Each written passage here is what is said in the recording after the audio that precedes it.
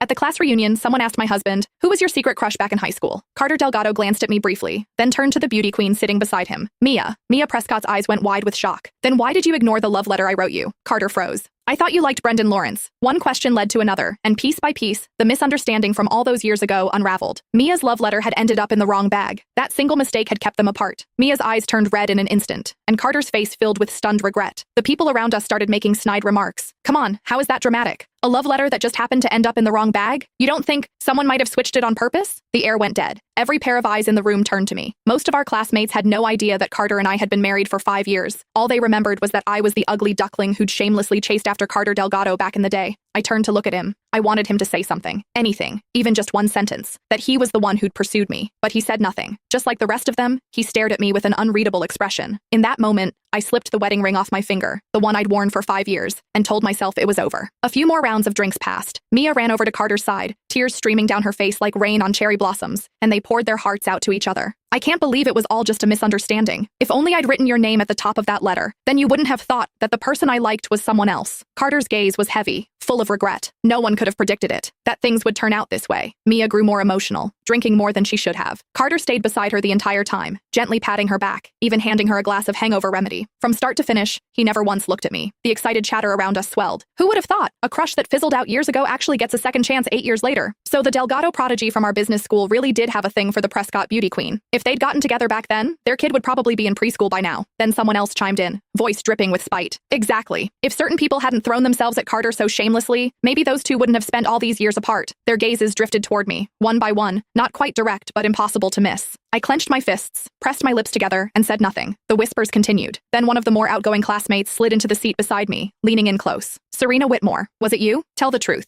Did you swap the love letter on purpose so those two would miss their chance?" My expression turned cold. I was about to say it wasn't me, but the crowd erupted before I could speak. I'd bet money on it. Everyone used to say Carter and Mia were the golden couple. They were obviously into each other. The only one who didn't get the memo was Serena, pining away, staring at Carter every chance she got. We all saw it. The second evening study hall ended. She'd drag him out to the track field. Who knows what other stunts she pulled? Swapping a love letter? That's nothing for someone like her. Obviously she did it. Do we even need to ask? None of them knew that Carter and I were together. 8 years as a couple. 5 years as husband and wife. They only remembered that I used to hang around Carter a lot. They assumed I was the one chasing him. A lovesick nobody reaching for someone out of her league, desperate to land the golden boy. But they didn't know the truth. From the very beginning, Carter was the one who pursued me. He was reserved by nature, never one for public displays. He'd never once posted about us on social media. Every step forward in our relationship had been his initiative, his doing. Yet somehow, he always came out looking like the innocent party. He was the prodigy of the business school, turning heads wherever he went, impossible to ignore. And me? In everyone's eyes, I was never good enough for him. But that was no reason for me to be mocked, to be humiliated. I